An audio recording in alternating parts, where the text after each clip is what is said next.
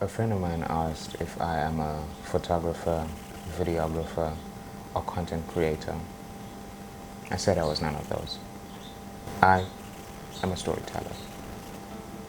This world has seen over 100 billion people in its history, and that's over 100 billion stories that have come and gone. Unfortunately, not everyone gets to document their lives, but every one of those stories matter. It's usually the rich, the fortunate, that have the opportunity to document their lives. With dedicated film crews, expensive equipment, and the most talented directors, we have seen some of the most gripping stories reach our screens.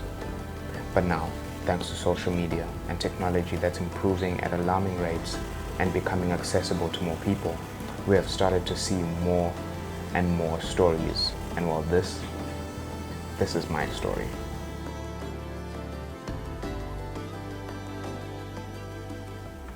Now, with me being a storyteller, I consider my life to be one long story, with each day being a new sentence, each month a paragraph, and each year a chapter. But you see, the problem is, my story has had some gaps in the last few years. We have so many childhood memories in the house. We have so many photo albums, so many printed images, and I remember seeing a lot of undeveloped film. So there's a lot of pictures that were taken, but they just haven't been printed. And that's because back in the day, we had film cameras and we used to print them because we wanted the memories. But then digital came around and kind of messed all of that up. Now there's this gap in my history.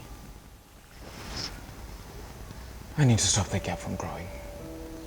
We've had every kind of camera at home. We've gone from old Minolta film cameras to those disposable film cameras.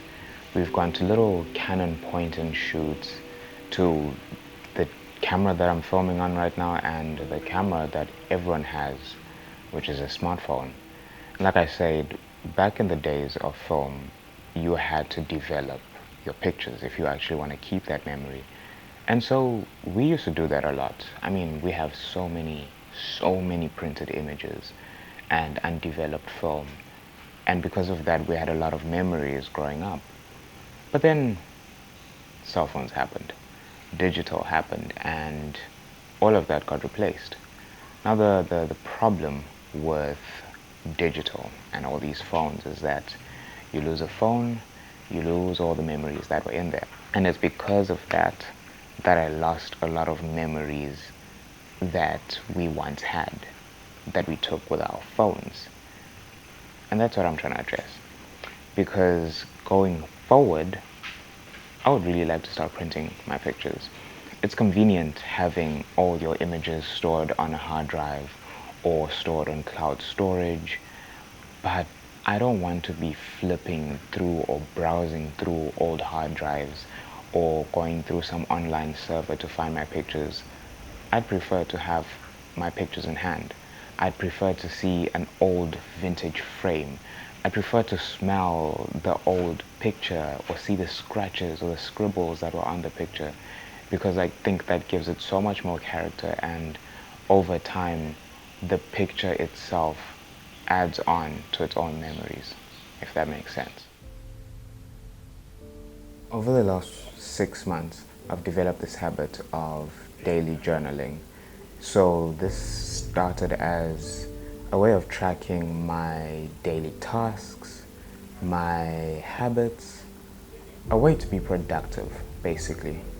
But it's turned into so much more than that, because journaling has turned into its own source of therapy. I haven't been nearly as consistent as I would like to be with journaling, and that's okay, because in the little bit that I've actually written, I've learned a lot about myself. And I will make a video dedicated to my journals, so definitely subscribe, hit the bell, whatever the YouTubers say. In the little bit of time that I've been journaling, as sporadic as it has been, I've figured out, like, those common issues that you have in your life, and fortunately I've started to take the first steps towards fixing those issues. One thing that makes journaling so special and so different, so unique from the other forms of documenting your own story, photos, videos, whatever, is that journals capture the true emotions, the true thoughts of everything you're going through. You might see a picture, I might be smiling, you might see a video and I'm having a great time with my friends, but you don't really know what's going on in my head. But these books, these journals have all those thoughts, all those emotions captured in this book. And the nice thing with this is there's no judgment, because this is me being honest with myself. There's this quote I heard that said, if you're not honest with yourself, who will you be honest with? And that's basically my thinking with every journal entry that I put into these books. And then there's this video. I won't lie to you, I've enjoyed the few weeks, maybe months, that I've dabbled into filmmaking. And I get why there's so many movies, so many documentaries, because this is such a special art form. I first got into photography and I feel like I will always identify as a photographer, but I'm falling in love with filmmaking very, very quickly. The thing with filmmaking is that, well, not even filmmaking, just recording videos, is that it really gets the essence of the moment. It's not just appealing to your visual sense, but it also appeals to your auditory senses. You get to hear all the little things that happen in a moment. Another thing that I love with videos is that it takes away the pressure of getting the perfect shot. Now you don't have to take 10 pictures that are exactly the same only to post one. Now, with video, everything leading up to and everything after the moment is just as special as the moment itself. The reason I started recording, mainly, wasn't for these videos, wasn't for me to post on YouTube. It was to experiment and learn how to work with the camera so that I can use whatever I learn in my bigger projects. And right now I'm laughing because this is the third time I've recorded this video. And I've learned a lot and made a lot of mistakes in the other 2 recordings, and now I think I got it right. So now I know whenever I have a bigger project, paying clients, I know not to repeat those mistakes. So I guess welcome. Welcome to my visual diary. Welcome to my visual journal, where I'll be experimenting, making a mess. And you get to enjoy it with me. Now look, my life has not been some Michael Bay movie full of explosions and epic scenes. But hey, every story I've lived through has actually mattered.